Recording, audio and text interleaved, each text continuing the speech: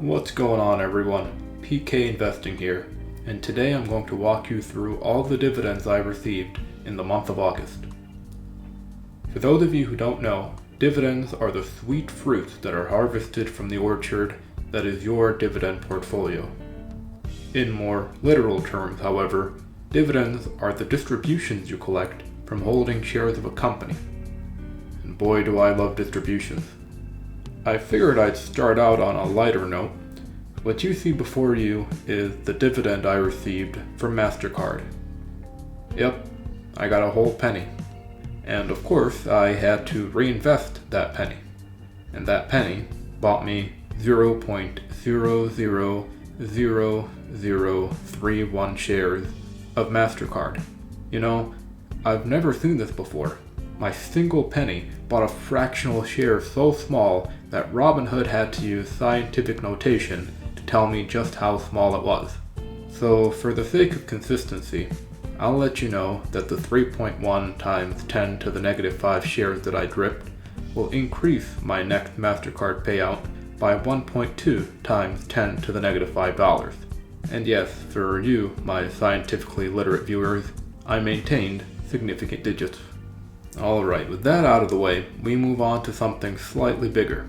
Apple paid out 8 cents in August, and that bought me a 10,000th of a share. Keep in mind, this was before the split. If you'd like to know more about Apple's stock split, I recently did a video on it, which I'll link in the description below. Next up, we have Colgate-Palmolive, a titan in the household products industry. Last month, CL paid me 63 cents. See, we're moving on up in the world of dividend payments. That payment was reinvested and purchased about 0.008 shares, which will increase my next Colgate payout by almost a third of a penny. Like I said, moving on up. This next one's a bit better.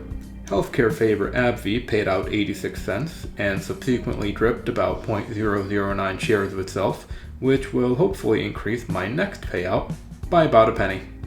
It's getting there. At the time of this recording, AbbVie is actually trading with a dividend yield of over 5%. That's pretty great.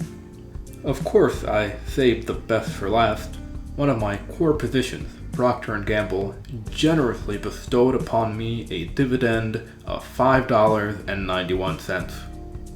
Ticker symbol PG, Procter & Gamble is a household name. It's a blue chip stock with an excellent dividend and an even more excellent portfolio of essential consumer products. I can guarantee you that most people use a PG product at least once a day. I love this company, and what I love even more is that it dripped 0.04 shares of itself, increasing my next Procter & Gamble payout by 3 cents. Now, let me bring you into my dividend tracking spreadsheet, and we'll see how August stacks up against the other months. Alright, here we are. At the end of each month, I like updating this table with all the dividends I received.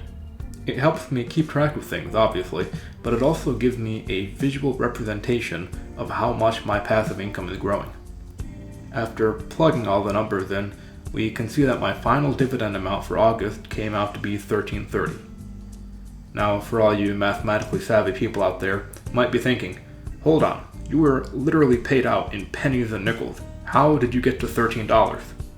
Well, the distributions that I went over in this video were ones that came from my long-term dividend growth portfolio.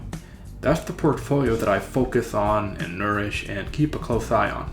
But I've also been playing around with some other speculative things, including organizing a cash flow engine. That's a term I just made up, but the idea isn't anything new. I'm actually going to go over what a cash flow engine is in my next video, so stay tuned. But I digress. Those other things happen to pay dividends, and even though those dividends did not come from my actual dividend growth portfolio, they're still dividends, and I keep track of them just the same. Now, at the bottom here, you can see that my total dividends paid out in 2020 add up to over $92. We're almost to 100. I've also turned this table into a nice colorful graph. It makes it even easier to visually see the changes from month to month. Because most of my positions pay out on a fixed quarterly schedule, there is going to be an obvious pattern. We can compare the dividends received in August to the dividends received in February and May to get a better idea of the passive income growth for this specific quarterly schedule. February was almost nothing, but it looks like things doubled when comparing May to August, and that means that this portfolio is on the right track. My next dividend update video will be for September, naturally, and if the trend we see in this graph continues, then I'll be setting a new personal all-time record. Thanks for watching, everyone. Take care, and I hope to speak with you again real soon. I'm not a financial advisor. Investing always involves risk. This video was created for entertainment purposes only.